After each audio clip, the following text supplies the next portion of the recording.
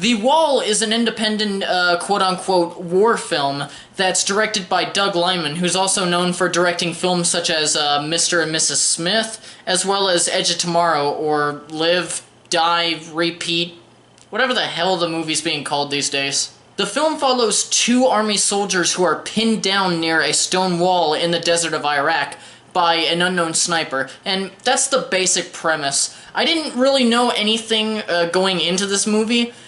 I didn't even hear about it really before it came out, or hear much about it after. The only thing that I got of it that showed that it existed was a very short YouTube trailer that popped up in front of every single YouTube video that I wanted to watch. And recently, one of my coworkers asked me to watch the movie and see if I wanted to do a review.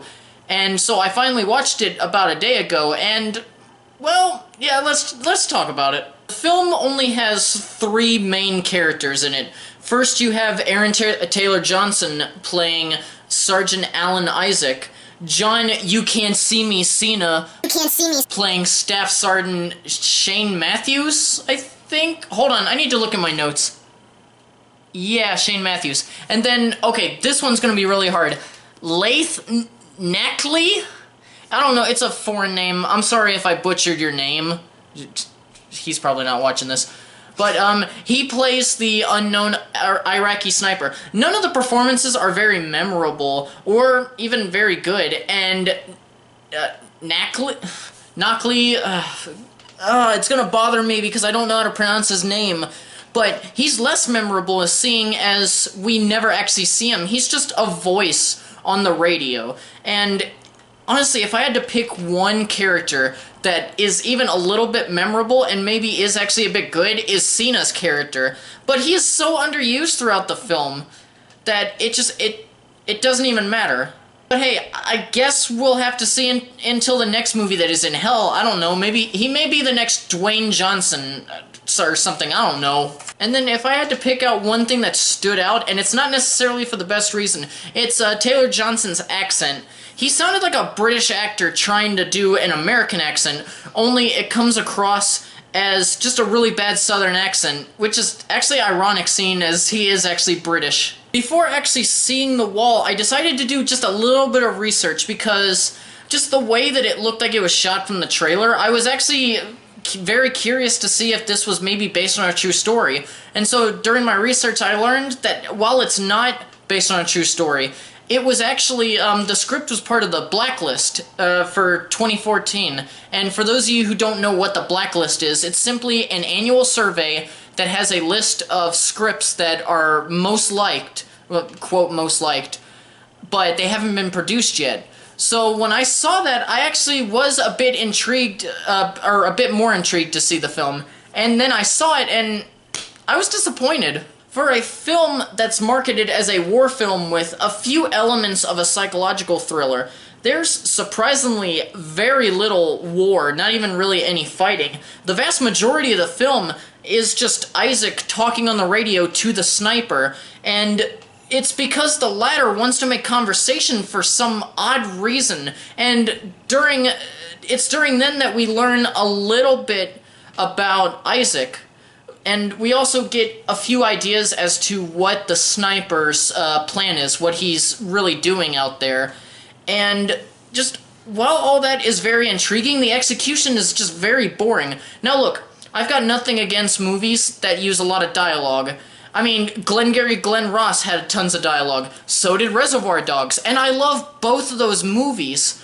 It's just that we're thrown into this situation and we're immediately supposed to care about these characters without an initial emotional connection. And that also hurt the pacing, just making the film drag just on and on for me. Hell, this film is a little bit under or a little bit over an hour and a half. And I was already checking my watch at like the 20-minute mark. I was so bored. It was just a visual through Isaac's scope. It just shows it, like, that close. I don't know why I'm doing it like this, but you guys get the idea. And just, it's staring at the, quote, wall, and it's for 1 minute. Not 1 second less, not 1 second more. Nothing happens in the frame, there's no talking, barely any movement from the scope, and nothing is happening in the image.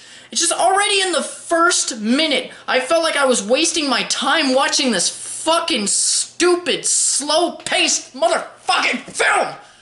And I do a lot for you guys. I'm sorry, I don't mean to sound ungrateful, but there have been a few movies this year that I've really wanted to stop watching.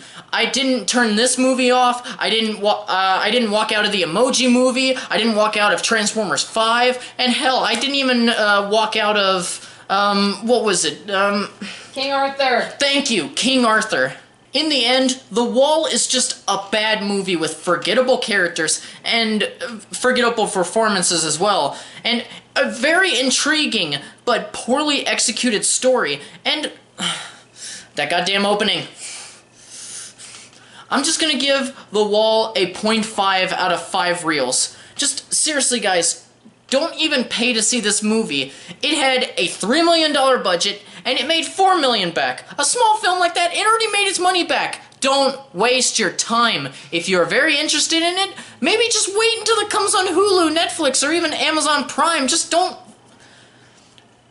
spend your money on this movie.